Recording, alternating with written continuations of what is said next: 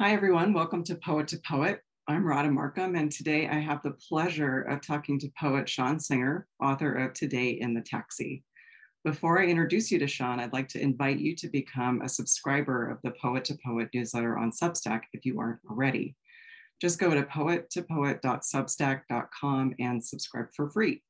In it, you'll find interviews like this one, plus helpful ideas on writing and publishing books of poetry.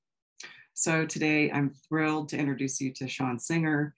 Sean is the author of Discography, Yale University Press 2002, winner of the Yale Series of Younger Poets Prize, selected by W.S. Merwin, and the Norma Farber First Book Award from the Poetry Society of America.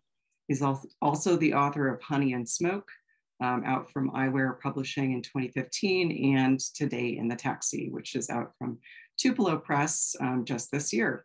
And he runs a manuscript consultation service at SeanSingerPoetry.com. So Sean, welcome to Poet. We're going to be talking about your most recent book, Today in the Taxi, where that book started and how it developed. So this book has a unique framework or basis for the poems. So maybe we can start there. Would you like to give a brief description of the book's premise? Sure. I drove a taxi for Uber and Lyft and other rideshare companies from 2014 until March of 20 when COVID started.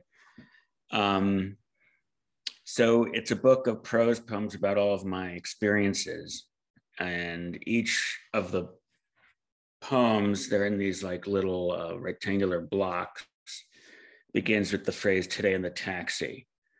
And there are three characters. One is Franz Kafka, one is the jazz bass player, Charles Mingus, and one is the Lord, who has a female voice. And the book is a combination of sort of the immediacy of my experiences and sort of the strangeness of the people who are sort of, and then the city is like almost like another character, but the people are sort of like the representative of the city, and just the juxtapositions and contradictions of that work and what it's like at the current moment that we're in. Mm-hmm. Great. And we'll talk a little bit more about the themes in a minute. But I'm just curious, in terms of the book itself, how was the process different for this book than for others? I mean, it sounds like it has, as you're saying, it has these characters, it has the space of being in the taxi and being in the city as that basis. So how was the process a bit different? In my other books, I never really wrote about myself so much. I was more interested in the process of creativity and pushing language to make it much more elastic, and the poems would almost be arise from the language itself, and the energy would be pushed through by the language itself. This book, I decided I wanted to do something different, and I wanted it to be much more direct and vulnerable. And it's the first one I've written in the first person, which I never did before. So this speaker is much closer to the surface.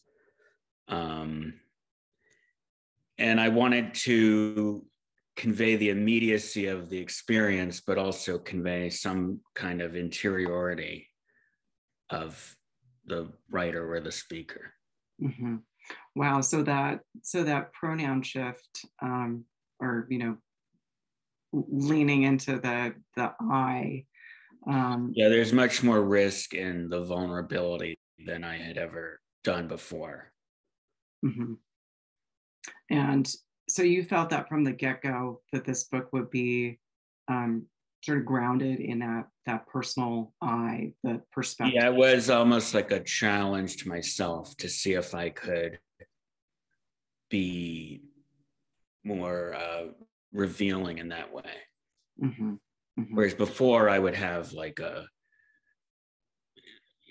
there would be some construct, like a character or a historical figure or a piece of art or a piece of music that I would kind of use to refract all of that. And it was much more below the surface. Yeah. I'm just curious, and we hadn't talking about this, but if you don't mind me kind of going on a little bit of a tangent, this seems like such a big issue for contemporary writers. I think we're sort of writing in the shadow of the confessional poets on one hand, and then on the other, I think we have a lot of sort of the narrative poetry of this time touching into very, very personal narratives. So I'm just curious, how did you think about that shit? Was it a conscious thing that you were sort of saying, no, I'm not going to write confessionally in your earlier books, or was it I'm just curious about how you thought about that earlier. Yeah, that's an interesting question. Well, I think there's really nothing that can be learned from trauma, in my opinion. And many people are now writing about that.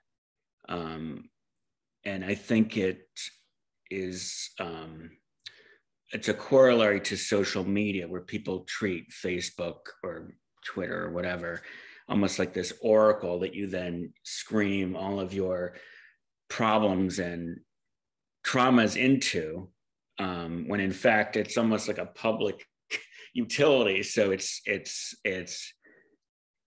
creates the impression of intimacy when in fact it's the opposite of that. And I think it can be very narrowing to just think of trauma in a poem because it doesn't give anything really. I mean, you might say, well, that person knows what it's like to go through, whatever the topic is. But I don't know how it's very hard to maintain a general affection for the universe when the risk is you're going to move into self-aggrandizement or self-absorption. And so the reader is there almost like it's almost like a bullying tactic where the reader has forced to reveal their own feelings about something and the poet hasn't really revealed their own. They're just sort of holding you down and making you look at this thing. I don't know if that makes sense. Yeah, it makes a lot of sense. Yeah. What I tried to do was not treat difficulties or traumas with a kind of warmth or the warmth of my personality, but the opposite, with a kind of coldness. I would be standing back from it at an arm's length with a lot of psychic distance almost to just describe these things as they are without trying to infuse my own opinions, scorn, judgments. They're my reactions, but they're not my opinions. And well, part of the rise of Trumpism, besides the obvious things, is everyone has suffered a kind of moral injury where every day there's like a new shocking, upsetting, immoral thing that we then have to respond to, but you also have to go on and live your life. And so each of these things that piles on the previous ones then pushes you up against this question, like, how am I supposed to express my personal angst or turmoil even though everyone is suffering from this moral injury, that there's no parity, if that makes sense. Absolutely. And so I think this top-down system that we have in poetry is very unhealthy for it, because it just narrows the scope of what people feel permission they have to write about. So it's not an easy thing to solve or think about, but I do think that poets need to be responsible for things that are not necessarily limited to their own story. I mean, it can be that, but I think everyone can do better to push beyond that. Yeah. Well, one thing that I really admire in Today in the Taxi is how those space, I mean, you know, a taxi ride, it's a finite thing, right? A poem is a finite thing. You're enclosed, you're on a journey, you're moving through something. And it's a very intimate space in a sense. I mean, not, you know, we don't necessarily think of that way. We think of it as very sort of, you know, especially for folks in New York or, you know, living in cities, this is just something you do, you know, it's very everyday. But what I love about the space that you're creating in each of these poems is that that sense of the I is not just a personal I, right? It's interacting with the space of the people in the taxi, the characters, the character of the city. So I think this is a very interesting thing for folks to think about, you know, as we're writing books, you know, what is it, if we are writing in first person, well, what does that first person serve? You know, does it serve a set of universal themes that are, you know, beyond sort of that, I don't know what I would call it, but that, you know, the trauma narrative or the, you know, kind of precious personal thing. It's really, really great question. So let's maybe talk a little bit about, so I'd love to talk a little bit about the approachability of the poems. You know, they read very naturally. They are, you know, again, just these lovely enclosures of, you know, of sort of everyday moments, and also, you know, really thinking beyond what's happening in that space.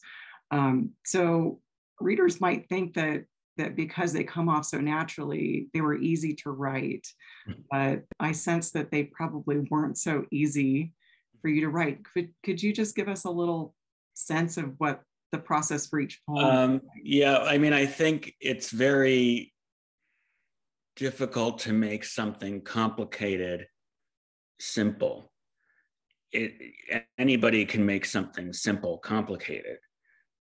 They're not the same thing. So in each of these, you know, most of them anyway, there's the immediate experience, and then the drivers or my sort of reaction to it, or internal dealing with it or thinking it through. And then I have these other voices that I mentioned that are sort of like the ethical GPS that could provide like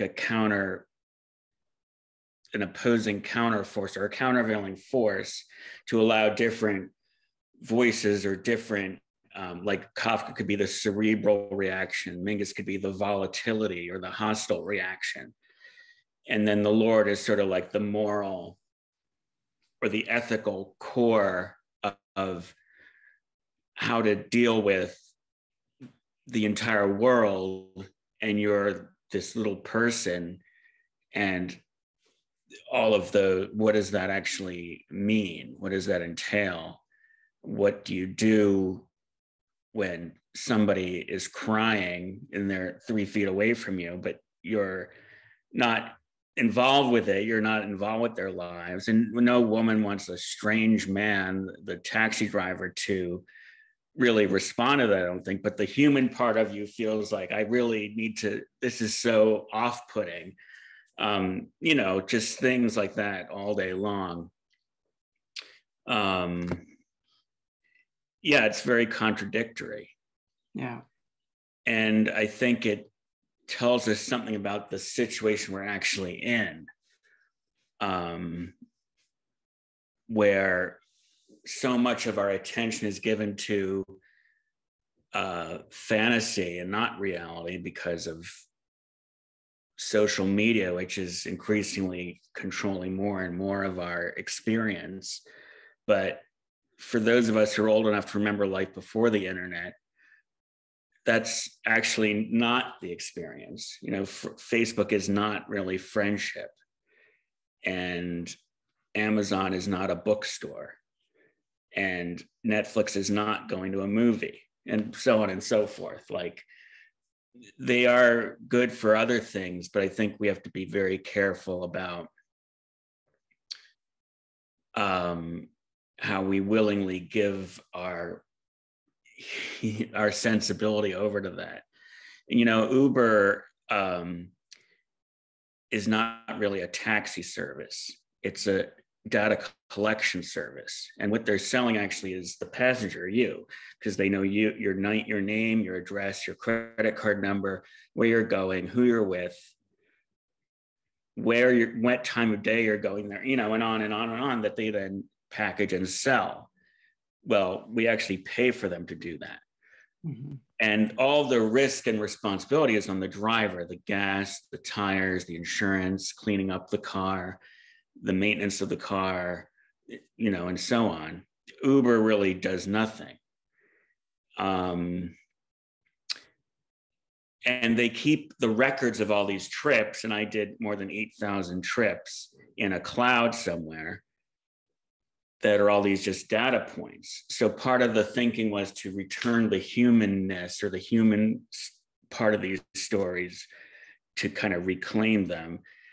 There's a whole world in each of these trips, right? There's like a whole microcosm there. It's not just that we can be sold by an enormous corporation that is really, first of all, they don't pay taxes. And second of all, they really have no responsibility. If something happens to either the passenger or the driver, they're not going to care. And so I think part of it is a statement about not necessarily allowing these tech companies to take everything from us. Mm-hmm. Mm-hmm. Yeah. I hadn't thought about that larger context, but it makes so much sense, and really underscores, you know, again, what's so beautiful about the book, which is that you feel that sense of, you know, again, the literal experience of being in that taxi, of interacting with these different people, alongside this sort of thinking, right? What do these moments mean? So I think it's a great sort of reflection tool for readers in that way. Certainly it felt like that for me. So I'm curious if you would be willing to read maybe a couple poems to let readers and listeners hear a little bit of any ones in particular you were thinking? Oh my goodness. Well, if not, I'll just form is the shape of content. That one. Yeah. And I actually really liked, because I'm such a Jarmusch fan, I really liked the Patterson. Okay. Yeah. Okay. Form is the shape of content. Today in the taxi, I picked up a guy in Madison Avenue near 45th Street around noon. He was going to JFK. He was on the phone talking about his safari to Kenya, his deals selling a gold and silver mine. The Pope was visiting during the UN General Assembly, so the traffic was unusual.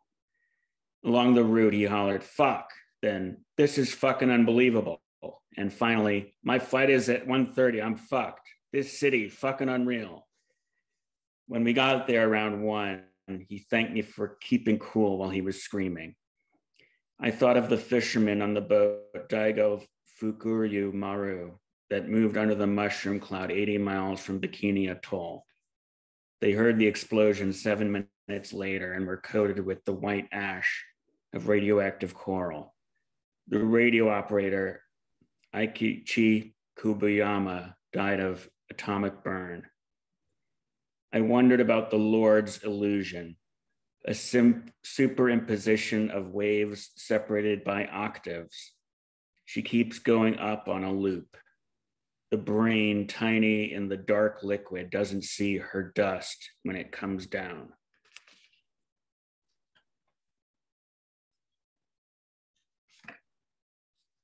Okay.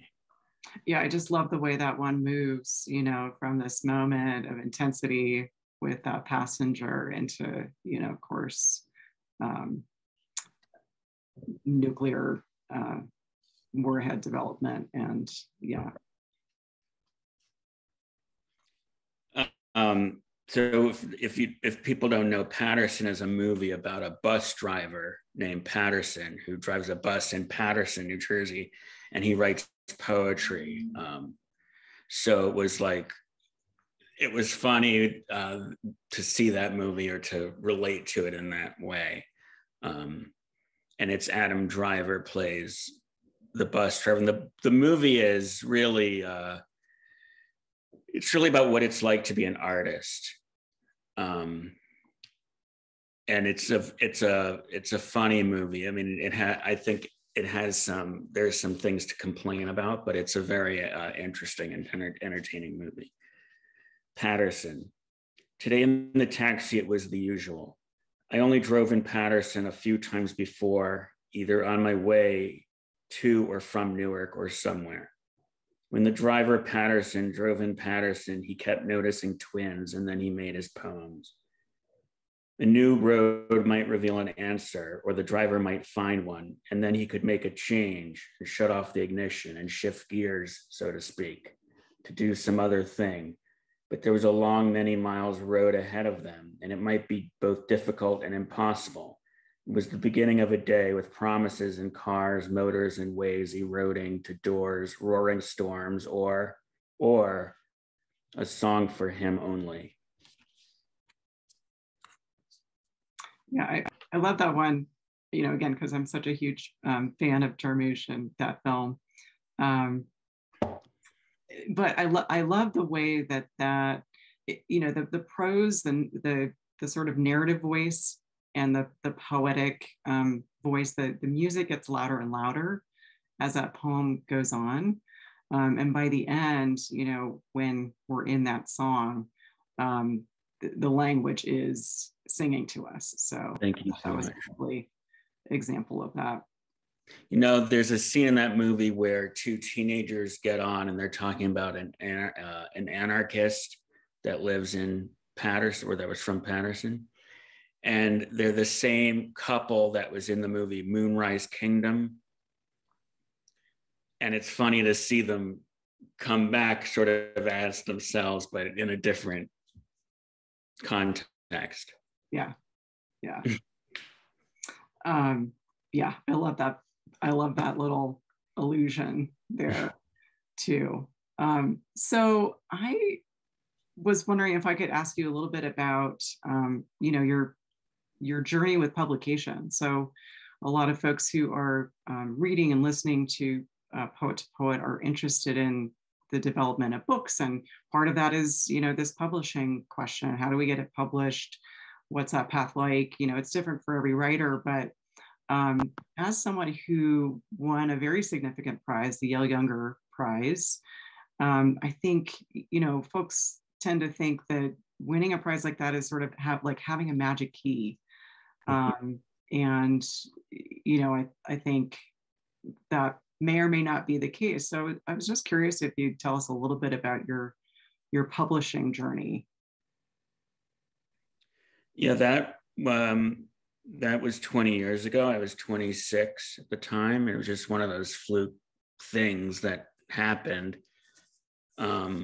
I had already finished my MFA, but I didn't really know anyone or know, I was just writing all these poems. I certainly didn't know Merwin. After that, I met him and we corresponded briefly and we had a reading together. But I will say that it really didn't make publishing books any easier. It made publishing in journals a little bit easier, I think. But, if anything, it creates a situation where you've now got sort of an expectation, internal and external expectations to quote unquote do something great, but you can't repeat yourself, and it's very, very hard to reconnect to that wilderness that was there when you had the dream when you were 18, especially after age, say 40 or 50, to keep that untamed part of you alive, especially after all the pressures of life encroach on that. You don't have the solitude or the time or just the imaginative capacity to think that anything is possible. The other thing I would say, which is important, there is no meritocracy in poetry. It doesn't exist. The publishing industry or book publishing is an element of capitalism, and therefore is subject to money, obviously, and all of the race, gender, class, caste systems that affect everything else. But those are not presented transparently, but they're there nonetheless. And, for every mountain you climb in poetry, you're really rewarded with another mountain to climb. It's not like you get there and there's a plateau and you're hanging out with Louise Glick or something like that. That's just not how it is. And I think